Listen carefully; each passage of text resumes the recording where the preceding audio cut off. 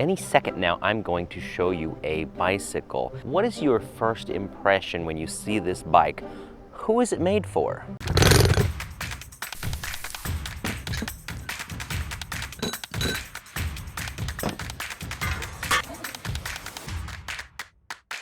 And here it is, the Biktrix Stunner X. So, what did you think? I would say there's a very high percentage. Many of you will have said that this is a girl's bike. And to that, I would say, you're wrong. It's true that that's how step-through bikes like this have been advertised for decades, but why? I'd wager that most people don't even know what this low step-through bar is even for in the first place. The most common answer is that step-through bikes were originally invented for women cyclists who were wearing dresses. I don't know about you, but I don't see too many people cycling with a dress on these days. So that got me thinking, what were the early days of cycling like for women, and when did the trend of styles and fashion for riding bikes change, and why today, more than 100 years after the bicycle was invented, still often call this a girl's bike. Although cycling was considered a men's sport when it first started, that doesn't mean that it was only men. There were a few exceptions who stood up and started cycling anyways. Luis Armando out of Canada was actually a penny farthing racer in the late 1800s. Hey, I'm looking for the library. Does anybody know where the library is? Left? All right. There is no such thing as a step-through penny farthing, so in that very early example I could find, step-through bikes like this didn't apply. Next, I found a mention of a woman named Kitty Knox. She was not only one of very few women in the League of American Wheelmen, but she was also the very first African American to enter the league.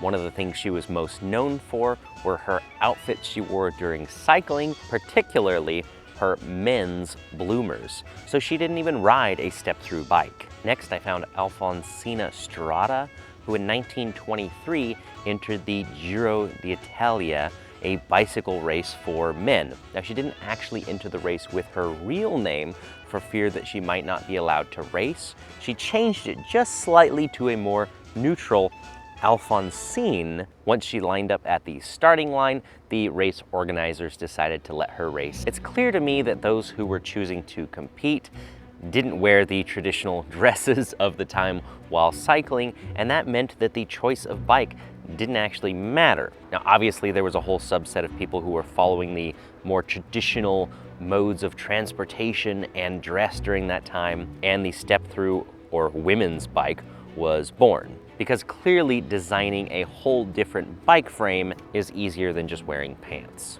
Obviously, times have changed quite drastically, so why does this still exist, and why do people still call it a girl's bike? Well, I am here to tell you that this is not a girl's bike. So what's it for? If the number one reason it was originally created was to fit certain types of dress, then the number two reason it remains is because of personal health conditions. If you've got a bad hip, a bad knee, or some other condition that makes it hard for you to swing your leg over the bicycle, a step-through can be much easier to get on and off. As an example, this particular movement might be very difficult for some people, whereas to go like this and step through might be rather easy. Whether you're male or female has no relevance whatsoever. If this style of bike is easier to get on, then that's what you should get. Reason number three, we are not all sized the same. Some people have shorter legs, some people have longer legs, some people have longer arms, longer torso, shorter torso.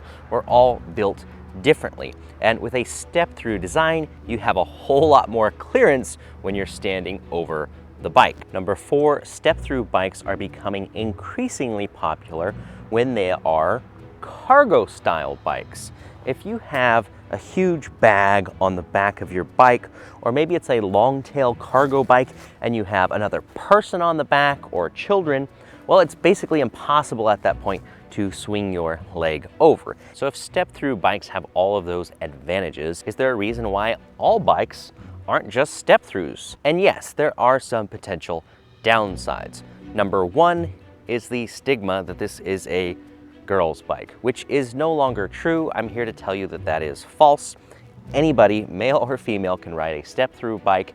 It doesn't matter. But from a technical standpoint, there are a couple things to be aware of. A standard triangular frame is designed for a reason. That is the best combination of lightweight materials, tubing sizes for strength.